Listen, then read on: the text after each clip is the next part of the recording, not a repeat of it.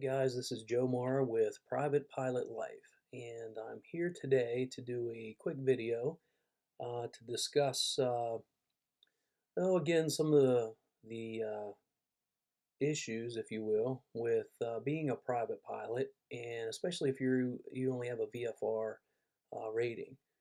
And today's a perfect example.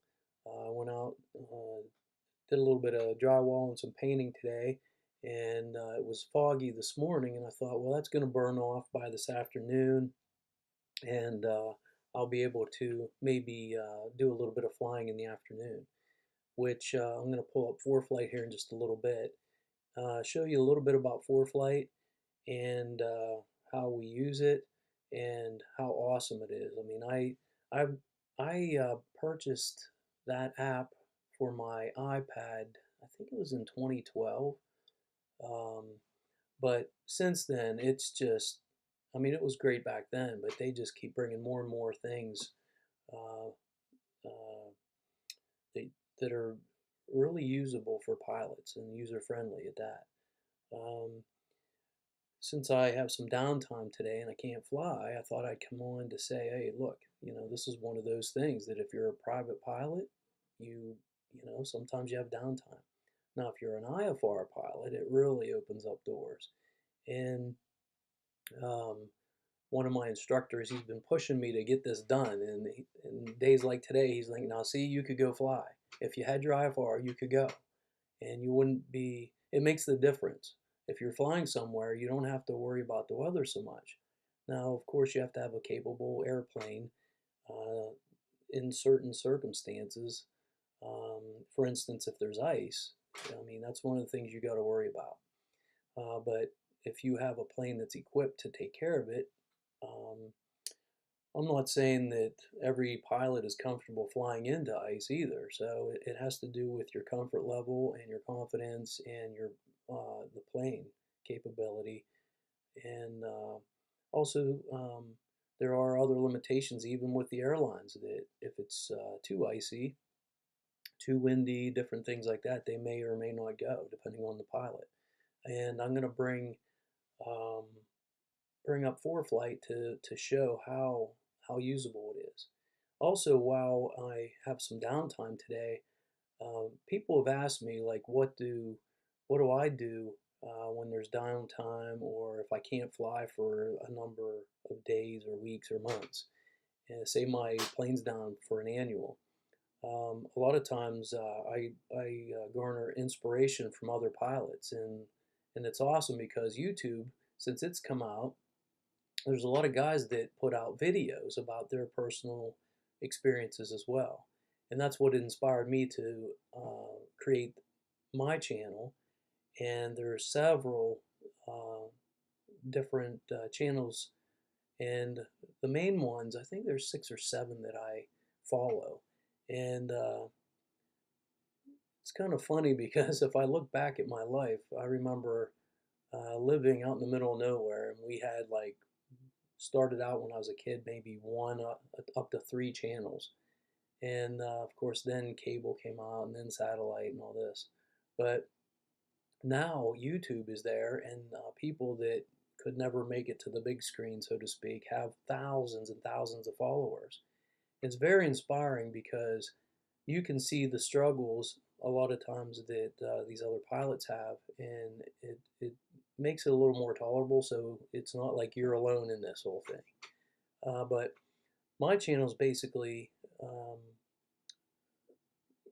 put forth to show you that some of these other channels, it just seems like, oh man, like they can go every day, or where are they getting the money for all this? Is because I know as a pilot in my plane and how expensive it is.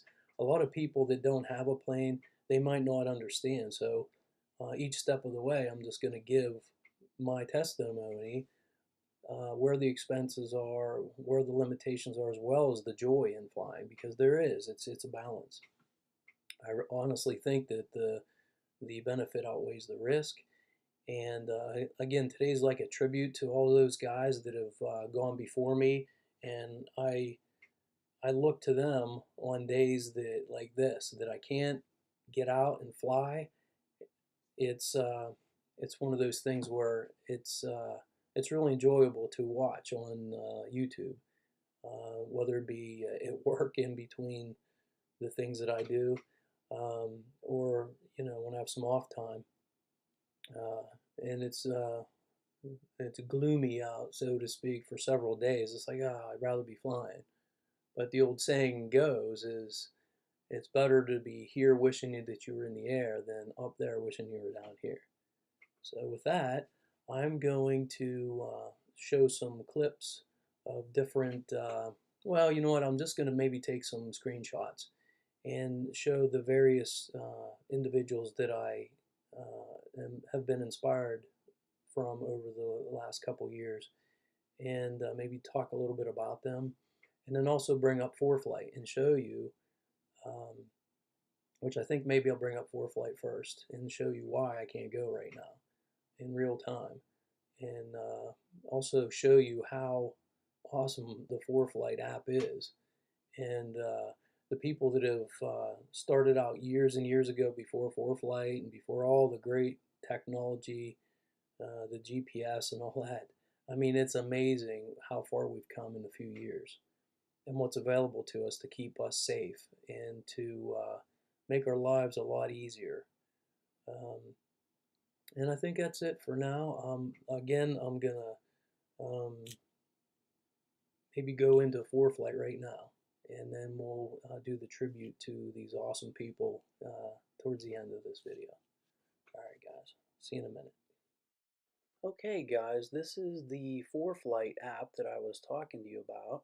And as I zoom in here, I can show you a little bit in better detail what all we look for. So there's a lot of information here. It tells me,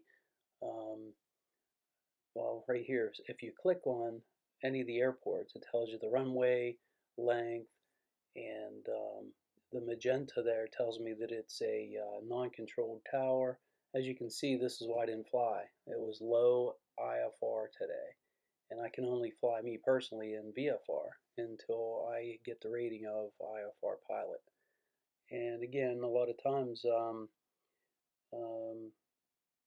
well, if you're moving towards that, you can see the difference, because sometimes you'll be able to fly, sometimes you won't, depending on the equipment of your airplane. But this is showing you um, exactly whether you can go or not.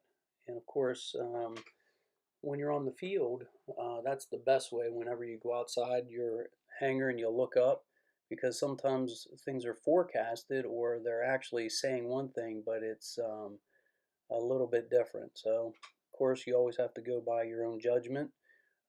This shows you the winds aloft here, and it shows you whether you have a headwind or a tailwind. So that helps you decide whether you're going to fly at a particular altitude. Here again, here's more information. If you clicked on that, that gives you more information about Altoona, my home base. And as you can see, there's various information here, including up here. These are layers that you can click on, and it actually it changes the format of what you're looking at. Now again, this is Foreflight is on iPad. It can be on iMac, which I'm using right now to record this, and also your iPhone. So everything in aviation is redundant, and for good reason. You can't kind of just pull over up there. So this helps you with so much information, um, including like the VFR weather that I have clicked here. And if we pan in here in a minute, you'll be able to see the various weather. Let's see here. Click USA. Come down here. Again, there's just um, various things you can click on to give you different. It has all kind of tools. Let's just put it that way. And if we go over, that's the southeast. But if you come up in here to the northeast where I'm at, you can see this Doppler radar that's coming out. and across, and it just loops. It's just a reference point for you. It's not 100% accurate. In fact, there's a little bit of a delay for Foreflight. Some airplanes have it in real time, but this is a little bit delayed. So you have, again, it's a reference. So you don't want to be thinking that, oh, okay, it's already passed, and then end up flying through it. Again, it's a reference point, and it's very helpful to show what's in the region or what has recently been within the region. Shows you all kinds of things like turbulence and cloud cover and icing. And as we come back here, if you type in the Altoona phonetics, Kaoo, and let's just go to Johnstown, say. If you click that, it actually draws a line from airport to airport and then gives you how many gallons you're going to burn.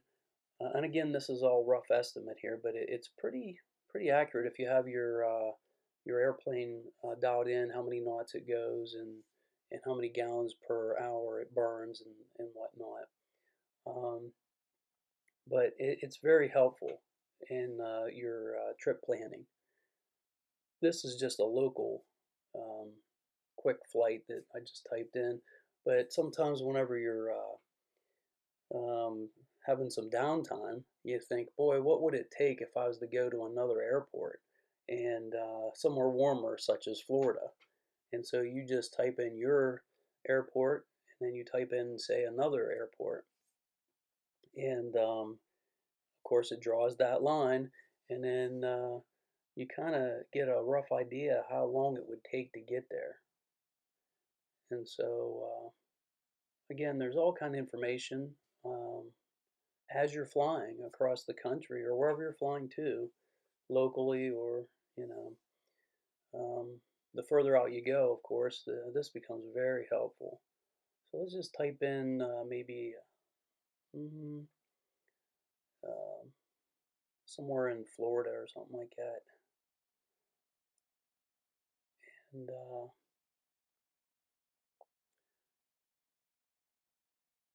yeah, let me just look here. I'm still trying to familiarize myself here with this iMac. They're not all exactly the same, depending, obviously the screen size is different on an iMac compared to the iPad.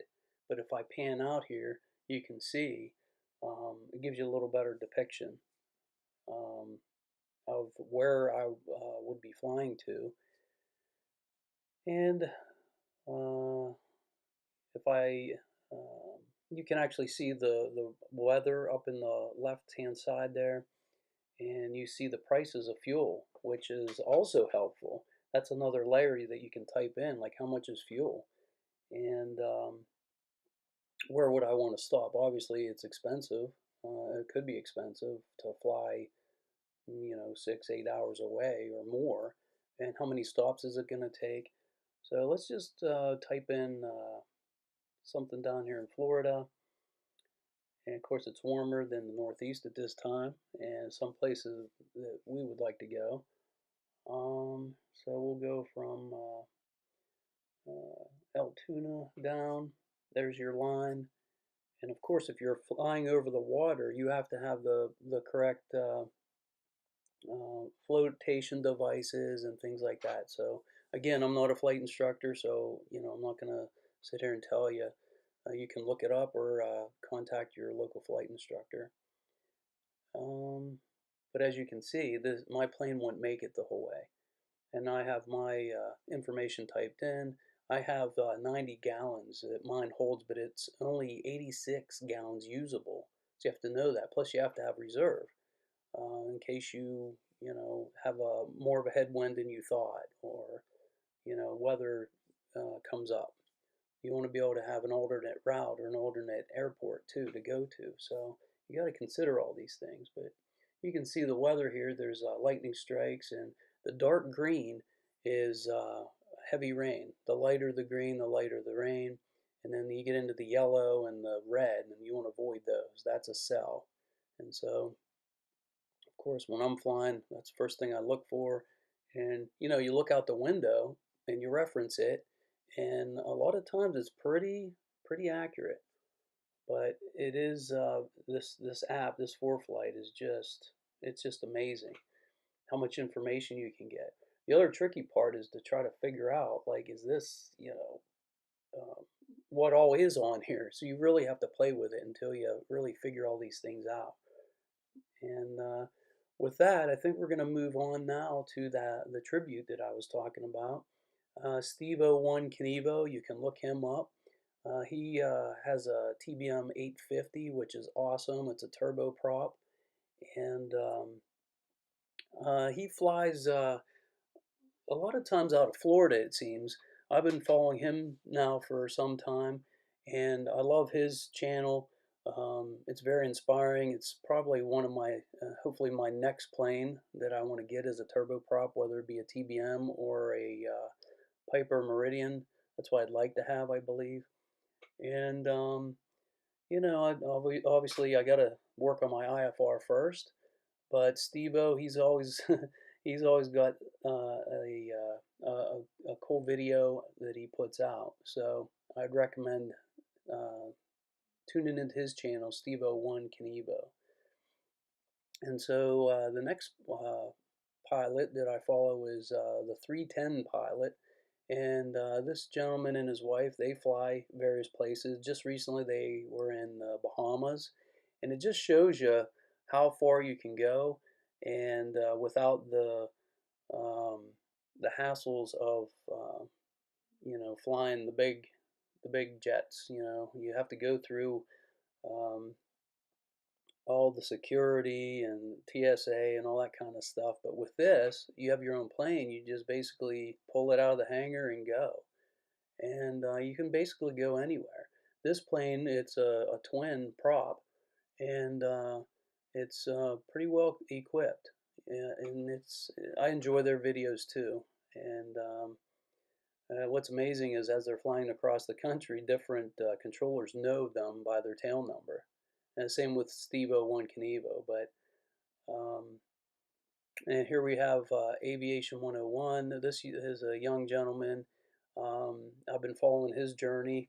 It was he was in high school, I believe, when I started watching him, and believe he took his girlfriend to the prom, and I think he's become a flight instructor since. He has his IFR, and it was interesting. He's showing you his journey as well as he's upgrading the airplane, and he's getting new ratings, and yeah, I really enjoy his channel as well, and his passion for flying.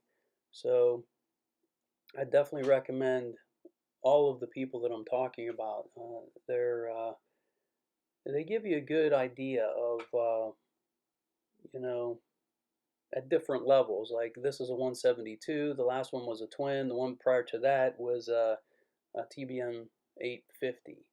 And so here's another twin. And this gentleman is his channel is the Baron Pilot, and I enjoy his channel as well.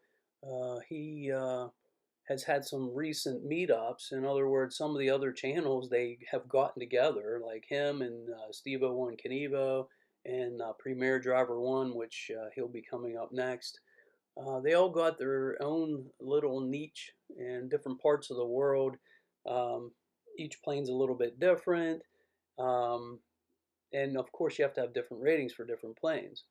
And what's inspiring is just watching them again, since you can't be out there flying in some of the weather situations, especially as a VFR pilot.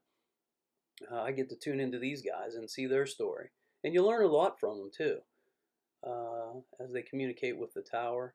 Here's Premier One driver. He's flies a jet, and he's a cool dude.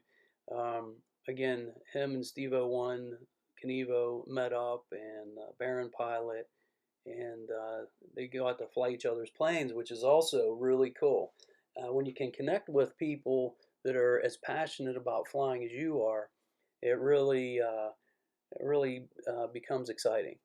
I mean, I can talk to various people about flying, and if they're not really excited about it or they don't get it, it's I guess you have to really be into it. But this gentleman here, he flies a jet, um, various places. The most recent one I seen was into Telluride, and he's really passionate about flying. A lot of these guys have way more experience, obviously, than I do. So again, it's inspiring to watch their journey. Let's see. This is corporate pilot life. There was a gentleman, John and Sean, and Sean is the gentleman here in the on the left with the red. He was, I believe, the guy doing most of the filming. He had a huge channel here with a lot of followers. And again, my channel is Private Pilot Life. I wanted to depict what it was like to be a private pilot, where his is corporate pilot life. And they were flying a jet as well. And they were going all over the place. I mean, not just the U.S. or into Hawaii, but I'm talking across the pond over to Europe, and they showed what it took to get there, and their routes of flight, and they were also a lot of the controllers apparently watch these videos, and so as they're flying, they would know their tail number and they would give a shout out. So uh, the channel has since changed a little bit here recently. So let's see, Michael Ellis. Yeah, he has a Comanche 250, and I enjoy his videos.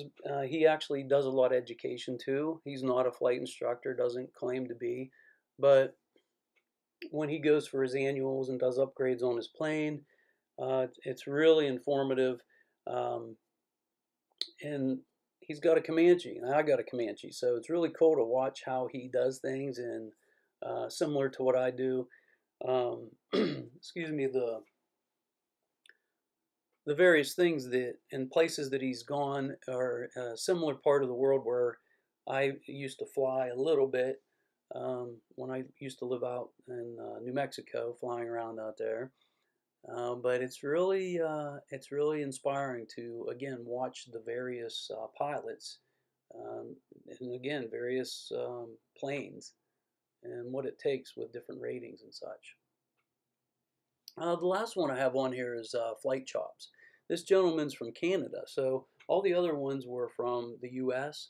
But it's really cool to see where no matter where you go, it kind of breaks down barriers. He's from Canada, and I believe he's met up and has come into the U.S. as well.